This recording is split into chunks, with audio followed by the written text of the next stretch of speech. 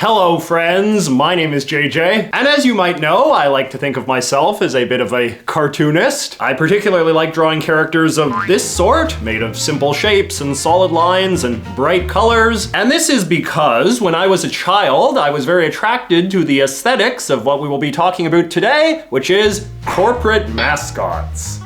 So I think I have mentioned before that I have a theory that basically everything about modern American culture comes out of one of two very specific eras. The Victorian era of the mid to late 19th century, or the post-war era, which is to say the 20 or so years that immediately followed World War II. In fact, a lot of times cultural phenomena begins in the Victorian age, then sort of becomes dormant for a while, and then picks up steam and gets perfected in the second era. And this is certainly very much the case when it comes to mascots. So mascot is a concept that originally comes from French folklore. The term first referred to a lucky charm and then a sort of lucky magical being who brought good fortune to whoever they hung out with. The concept didn't really enter the English vernacular until the 1880s, thanks in large part to the success of a popular French opera called The Mascot that was touring the world at the time. It was about a mascot named Bettina,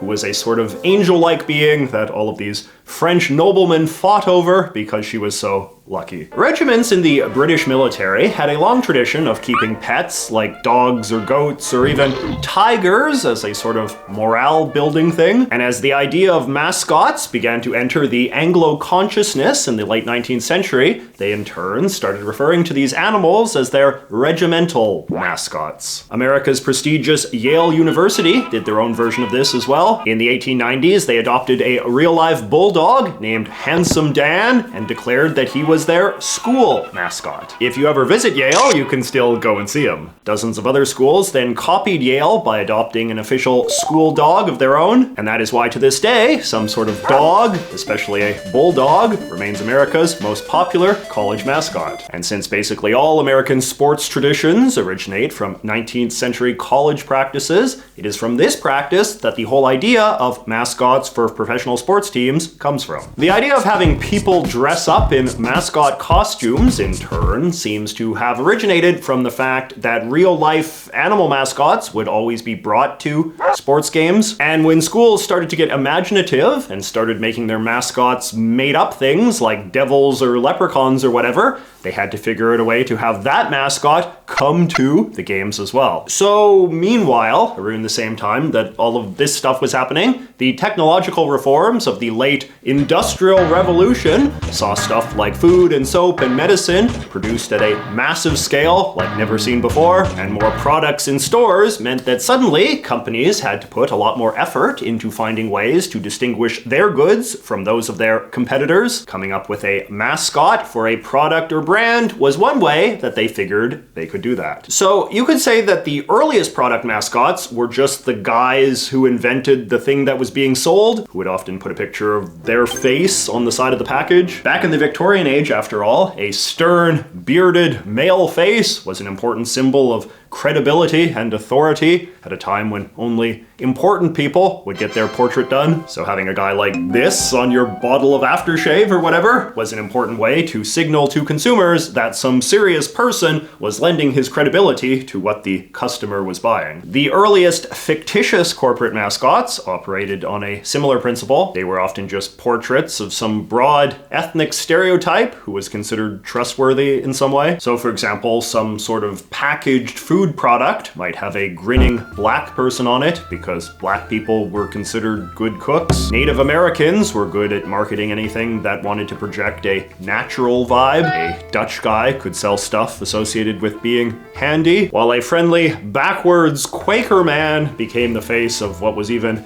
back then a pretty old-fashioned American breakfast of boiled oats. Many of these mascots from this era are of course terribly problematic by today's standards, but at the time, they represented an important advertising innovation in the sense of using a lovable, made-up character to make a product seem more attractive to consumers. But you know what's even more lovable than a creepy racist caricature? A cartoon. So cartoons, as we know them today, which is to say simplistic and stylized humorous drawings, are an example of one of the many new styles of art that emerged around the dawn of the 20th century. Though satirical art has obviously been with us for a very long time, if you have ever seen comic strips or political cartoons from the 19th century or before, you will know that these were usually drawn in a pretty realistic style, with people and things depicted in a fairly straightforward, representational sort of way. But the early 20th century saw artists beginning to experiment with all sorts of imaginative new styles of drawing and painting that eschewed the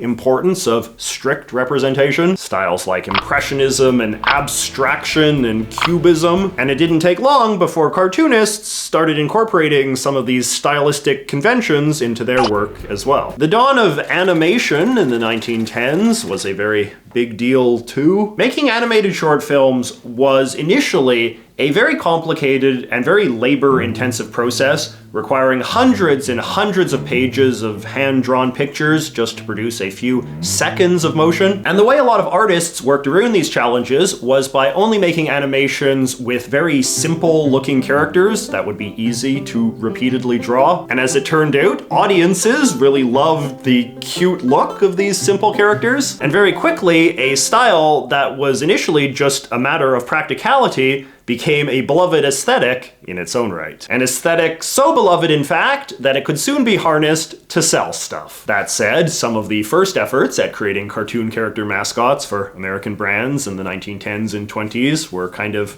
grotesque and weird looking, like Mr. Peanut or the Campbell Soup Kids or the Wrigley Spearman. And this basically reflected the fact that drawing in the cartoon style was still something that a lot of artists were struggling to master. But customers responded very well to these early efforts to give brands cartoon mascots, even to the point of considering them to be the equivalent of the real cartoon characters that they saw at the movies and in the papers. And just as the big animation companies like Disney capitalized on the popularity of their characters to sell dolls and toys and things, so too did the major brands of the early 20th century successfully sell quite a bit of merch based around their characters too. A practice, of course, that continues well into the present day. But it was really not until the 1950s that American cartoon mascots truly entered a golden age. And why the 1950s, you ask? Well, there were a few big reasons. One, by the 1950s, American cartoonists had just gotten a lot better at what they did. Disney and Warner Brothers had been at it for over 30 years at that point, having established what we would now recognize as the iconic American cartoon style. Cartooning and animation had accordingly just become a much more popular and well-defined craft than it had been a generation earlier. Second, America enjoyed a huge economic boom after the Second World War, and this saw an equally huge boom in the number of brands and products available for Americans to buy. And even more brands and products meant an opportunity for even more corporate mascots. Third, the rising wealth of American families also meant that children exerted more influence on American spending habits than ever before, which meant that companies became much more eager to make products that children would beg their parents to buy, which meant an increase in using child-friendly gimmicks in packaging and advertisements. Child-friendly gimmicks like cartoon characters. And fourth, and most important,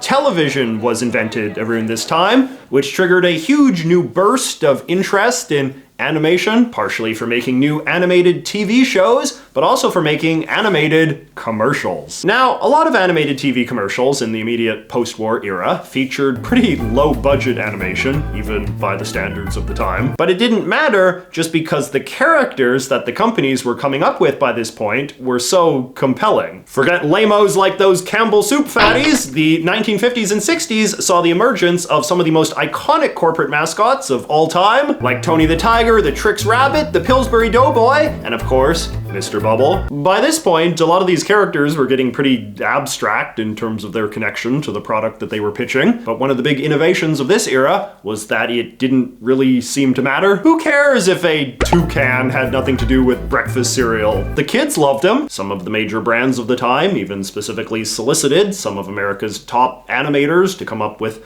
winning cartoon mascots for them. Jay Ward, who was the mind behind the very popular Rocky and Bullwinkle TV show, for instance, was also the guy who designed one of the most iconic corporate mascots in the American cultural canon, Captain Crunch. Things also worked in the opposite direction. The guy who designed the Chiquita Banana Lady for the United Fruit Company would go on to draw two of America's most popular comic strips, Hi and Lois and Hagar the Horrible. As the decades progressed, corporate mascots became such a successful technique for building brand identity and loyalty that pretty much any big company selling anything got into the racket. There were fast food mascots, hotel mascots, pill mascots, battery mascots, and even most controversially of all, cigarette mascots. Joe Camel, the official spokesperson of Camel cigarettes, who was introduced to America in 1988, was the source of a bit of a moral panic for a time, because he pretty obviously existed to make smoking seem cool to kids, or at least teens. But the idea that mascots are sort of uniquely sinister and manipulative in the way that they capture the imaginations of children is actually a pretty old anxiety. Like, I'm sure you've heard somebody somewhere make reference to some study that said that more children can, recognize Ronald McDonald than Jesus Christ or something along those lines. But even this is a pretty stale trope. For instance, when I was doing the research for this video, I read a thing that was describing how in the 1940s, parents were all in a tizzy because some survey had shown that kids could more easily recognize Elsie the Borden milk cow than Santa Claus. But the fact that a disproportionate number of the corporate mascots in existence today exist primarily to sell junk food to children has provoked a growing backlash in these health-conscious times of ours. The government of Chile and several Mexican states in recent years have banned the use of cartoon mascots on food packaging,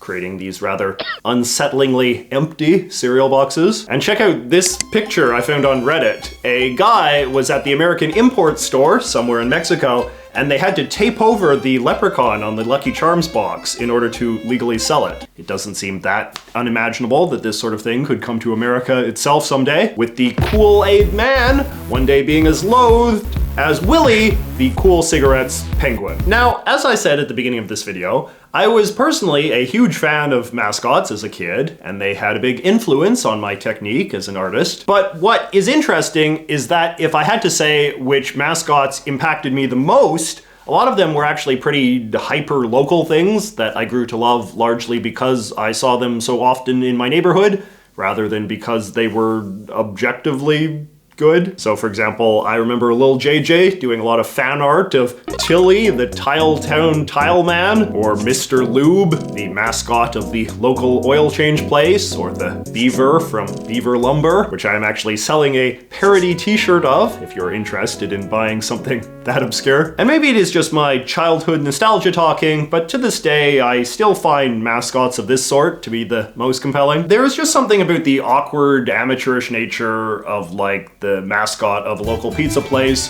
which may well have been drawn by a friend of the owner, and its contrast with the ultra-professional nature of a mascot designed by a professional cartoonist working for a Fortune 500 company that has always made me sympathize with the underdog. This is a concept that the Japanese, who have become a rather mascot-crazed people, have long understood. We often have an instinctive sympathy for the weird or imperfect that can be just as powerful as our attraction to the perfect and beautiful. This is why a lot of mascot characters that you see in Japan these days are designed to be slightly awkward or just kind of off-looking in some way. The theory is that it forms a tighter bond with a public that has otherwise become numb to mascots that are so well designed they start to look a little bit soulless. This incidentally also appears to be the logic that went into designing Gritty, the notoriously bizarre mascot of the Philadelphia Flyers hockey team that was unveiled in 2018. By making a character that was on some level so obviously flawed and grotesque,